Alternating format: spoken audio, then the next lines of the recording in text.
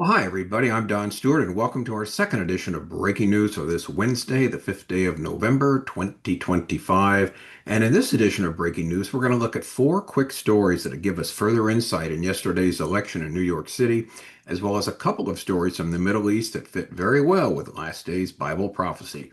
So let's get to them. All right, with respect to the stories of the election, CNN's Van Jones among those raising alarm at Mamdani's instant character switch after winning power. That's from the New York Post. Surprise, surprise.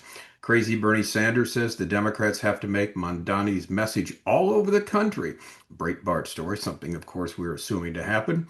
What made a Mamdani win possible? Demography and normalizing anti-Semitism. Great article from the Jewish News Syndicate. And finally, from the Jerusalem Post, there's a breakdown of who voted for whom. The Jewish New York City vote breakdown is that 63% voted for Cuomo, 33% voted for Mamdani in the mayoral race. And there was also some interesting figures about those who had no religious affiliation. All right, and two stories from the Middle East. Sudan's Islamist general, how Al-Burhan's alliance with Iran and the Muslim Brotherhood threatened U.S. and Israeli security. This is from Gatestone, a very important story with respect to last day's Bible prophecy. And finally, one from YNET. The IDF fears being stuck along ceasefire lines as Hamas rebuilds and combat restrictions continue to just drag on. All right, let's look at the headlines. First of all, the four headlines about the election in NYC. First, CNN's Van Jones among those raising alarm at Mamdani's instant character switch after winning power. This is from the New York Post. Lefty luminary Van Jones was among those raising alarm at Democratic Socialist Mayor-elect Zohran Mamdani's rage-filled victory speech, noting his instant character switch at winning power. A roaring Mamdani wasted no time in claiming a mandate for his potentially budget-busting progressive agenda and taunting President Trump as he rallied his fire-up supporters soon after winning Tuesday night. Jones was quick to note live on CNN that the 34-year-old's triumphant demeanor was a far cry from the cool, calm, and collected candidate seen on the campaign trail. Van Jones discussed Zohran Mamdani's New York City mayoral victory on CNN. He said, I think he missed an opportunity. I think the Mamdani that we saw on the campaign trail, who was a lot more calm, who was a lot warmer, who was a lot more embracing, was not present in that speech, Jones told a post-election CNN panel. Well, the real Mamdani had just showed up and looked for more of the same, even worse. It reminds me of Representative Tlaib. She's from Michigan, and she came across, as a moderate Muslim, as someone who wants to work with everybody, this and that, on the campaign. The day she was elected, when the results were in, and she, got her uh, election victory for representative from the state of Michigan, she started swearing at Donald Trump, calling him every name in the book. Totally different personality. And again, another Muslim who, on the one hand, pretends to be cool, calm, and collected, but when you see where they're really at, this is frightening, and it's not surprising at all. But Van Jones was surprised by this. We're not in the least. All right, second headline right from Breitbart. Crazy Bernie Sanders says the Dems have to take Mamdani's message all over the country. Tuesday, during MSNBC's election night coverage, Senator Crazy Bernie Sanders, an independent from Vermont, said Democrats needed to take socialist New York City's mayor-elect Zohran Mamdani's message all over the country. He said, well, Zohran has what he's done has made it clear that at a time when we need more income and more wealth, at a time when we have more income and more wealth inequality than we've ever had, when the rich are getting richer, while so many of our people are struggling to pay the rent or mortgages, to put food on the table, to pay for childcare, pay for the basic necessities of life. What he is saying in New York City is, you know what? We're going to take on the oligarchs. We're not going to give them tax breaks. We're going to make sure they pay their fair share. We're going to pay attention to the working people of New York City. And that is what, in my view, we've got to do all over this country. All right, exactly as we predicted. These leftists want to remake the country in their image, an image that our founding fathers never dreamed of. It will not play well everywhere, but stay tuned. We'll see how this goes, because this is going to be their playbook. From now on, he's going to be the face of the Democrat Party, the far left face. Now, a third story from the Jewish News Syndicate: what made a Mamdani win possible? And Jonathan Tobin, the editor-in-chief, says demography and normalizing anti-Semitism. Here's what he said. The real problem that we have here with Mamdani is the qualities that should have rendered him an implausible candidate in the eyes of a majority of voters and therefore unelectable. But they were no longer seen as disqualifying. Being a Marxist and a supporter of anti-Jewish positions should have relegated Mamdani to the margins of the political spectrum. But among Gotham Democrats, that's no longer true. In the current liberal political ecosphere, the mayoral ideology and record have been normalized in the past decade. In the not so distant past, someone like Mamdani would never have stood a chance. But in 2025, a man who was trafficked in blood libel against Israel and saying the Jews being responsible for New York City cops targeting African Americans, or endorsing chants calling for Jewish genocide and the destruction of Israel from the river to the sea, and in addition to terrorism against Jews everywhere, globalize the Intifada. These are not merely acceptable, but actually these beliefs are claimed as a breath of fresh air. So that therein lies the problem. And sadly, this anti-Jewish leftist ideology will resonate with many in the big cities in the USA. The key is finding the right candidates that will convince the ignorant voters that this is the best route for America to take. And we'll wait and see what happens. A fourth headline now. Jewish NYC vote breakdown 63% for Cuomo, 33% for Mamdani in the mayoral race. All right, Mamdani became the first Muslim to be elected as New York City's mayor. Still, he did so by capitalizing on support with voters of no religious affiliation. Now, this is really fascinating, the breakdown. Jewish voters comprise 15% of the religious voter bloc, and 1 out of every 3 Jews voted for Mamdani. The election highlights, as the article says, a contrast in priorities among New York's diverse religious blocs. Overall, Catholic voters accounted for the largest share of the electorate, 27%. Now, get this. Those with no religious affiliation were the second largest voter bloc, 24%. Protestant and other Christian voters, 21%. Jewish voters comprised 15% of the total. Now, here's what is fascinating. A decisive 75% of voters with no religious affiliation supported Mamdani. 75%, and they were the second biggest voting bloc, 24% there in the election. That's a very interesting breakdown. 1/3 of the Jews and a huge majority of those who have no religious affiliation. Well, we'll have to see how often this can be repeated. Now let's move to the Middle East and our second headline of the day. Sudan's Islamist general, how Al-Burhan's alliance with Iran and the Muslim Brotherhood threatens U.S. and Israeli security. This is from Gatestone. It's a very important story, by the way, with respect to last day's Bible prophecy. We'll tell you why. While diplomats speak of ceasefire and inclusive transitions, Tehran is laying the groundwork for something far more dangerous, a military beachhead on the Red Sea operated through its newest ally in Khartoum. Khartoum, of course, is in Sudan, General Abdel Fattah al-Burhan. Al-Burhan is a military officer from the old Islamist regime of Omar al-Bashir, a longtime partner of the Muslim Brotherhood and a beneficiary of Iran's renewed military outreach. He is not a bulwark against extremism. He is its new facade.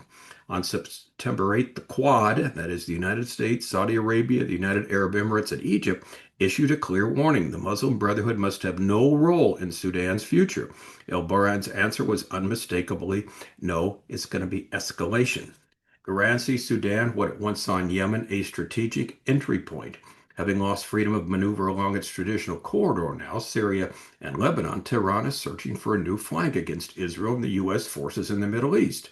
The Red Sea, with its shipping lanes and proximity to the Israeli port of Eilat, is that flank. By arming, advising El-Burhan's army, Iran gains exactly what it needs, namely a launch pad for drones. The operational logic is clear, according to this article. Build an Iranian-aligned Islamist army on the western shore of the Red Sea to threaten Israel from the south, menace Saudi shipping, and target U.S. Navy assets stationed nearby. El-Burhan's army is no longer a secular institution. It has become a hybrid of professional officers, Islamist militias, and remains at the Muslim Brotherhood's armed wings. If Washington continues to treat El-Burhan as a legitimate interlocutor, it will hand Tehran and the Red Sea without firing a shot. The first step is to demand El-Burhan's resignation and condition all engagement, aid, and recognition of his immediate departure. Second, Washington must work with the Quad partners to block Iranian weapons routes into Sudan. Third, the U.S. should restore deterrence. Sanctions against Al-Burhan's generals, Iranian intermediaries, and Muslim Brotherhood financiers would send an unmistakable message. And finally, Washington must reaffirm that America stands with Israel and with the peoples of the region who reject Islamist tyranny. The Muslim Brotherhood has destabilized every nation it has touched, from Egypt to Libya to Tunisia. Allowing its resurrection side, Sudan's military would undo years of counterterrorism progress. Sudan's tragedy is that its people want freedom while their generals want power and their foreign patrons want leverage. The United States can help break this triangle by removing its keystone, namely Al-Burhan himself. His departure would open the door to a civilian transition, deny Iran its new bridgehead. Now, as this article concludes, America once led the free world in confronting such threats. It can do so again by recognizing Sudan not as a diplomatic inconvenience, but as the next front in a war already declared by Iran, the Muslim Brotherhood, and its allies. The U.S. fails and its partners fail to act, the Red Sea may soon host the next war against the West. Now, why is this important for us, for our understanding?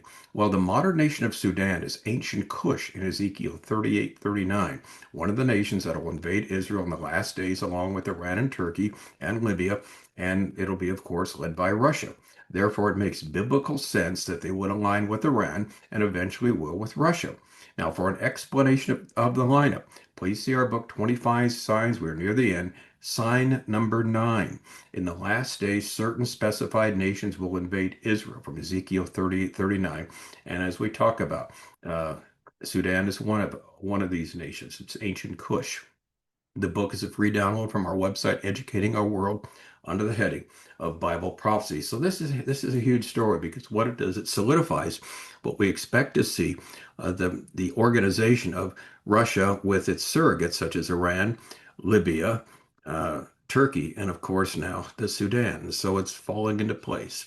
All right, and finally, our last headline: the IDF, the Israeli Defense Force, fears being stuck along ceasefire lines as Hamas rebuilds and the combat restrictions drag on. This is from YNET, something that's totally predictable, totally expected, but here we go. Despite reports of progress on an international force and new Palestinian police, IDF posts in Gaza are becoming permanent as Hamas rebuilds under Qatar and Turkish pressure. The U.S. bars Israel from sanctioning or striking terrorists beyond responses. In other words, all they can do is respond. They can't, set out and say, we always see some terrorist leaders over here. We're going to destroy them. Here's some Hamas leaders. They can't do that. All they can do now, according to what the U.S. tell them what to do, is respond to some type of attack on themselves. The recovery of Israeli hostages' bodies from the Gaza Strip over the weekend required indirect coordination between the IDF and Hamas, Israeli officials said today, Wednesday. Hamas terrorists operating bulldozers, accompanied by the Red Cross personnel, located and returned the bodies to Israel. Similar operations are expected in other IDF-controlled areas, along with what the military calls the famous Yellow Line, as Israel works to retrieve the last of the hostages still missing in the territory. If the organization can claim no further information, in other words, there's a few of the bodies they can't find, partly because those who guarded the sites were killed, Israeli security and political leadership will convene a special assessment. In such a situation, we will know whether Hamas is telling the truth or lying about the locations, a senior officer said. Now, here's a real important sentence. But a scenario in which not all the hostages are returned is realistic. In other words, and we've said this for years now, it's very sad, but there likely will be some of the bodies of those deceased, those who were murdered by Hamas when they were in captivity, will never be found and never return. That is the sad reality here. Now, there's more. 3 weeks into the ceasefire, it's been 3 weeks now, Israeli officials hope Washington will approve stronger responses to attacks on troops, including targeted strikes against Hamas commanders. In the meantime, the IDF is racing to uncover and destroy tunnels and underground terror bases on the Israeli side of the Yellow Line before the military completes a full withdrawal under the next stage of the agreement, known as Phase B. Hamas continues to plant explosives daily near tunnel shafts and routes in areas under Israeli control, about 3 to 4 kilometers from the border. The IDF Southern Command aims to reduce the number of tunnels there before pulling back to a new perimeter about 700 or 800 meters from the pre-war border. Deep inside the Hamas-controlled parts of Gaza, major underground terror bases remain intact, though the ceasefire prevents Israel from launching new ground operations to eliminate them. Since the troop began, Israeli forces have found weapons such as a rocket launcher and 15 tubes in northern Gaza. Hamas terrorists follow a fixed pattern. We initiate tunnel demolitions and they fire anti-tank missiles and sniper rounds, an IDF official said. But that won't stop us. We don't need U.S. approval to defend ourselves. Now, here's again the worry.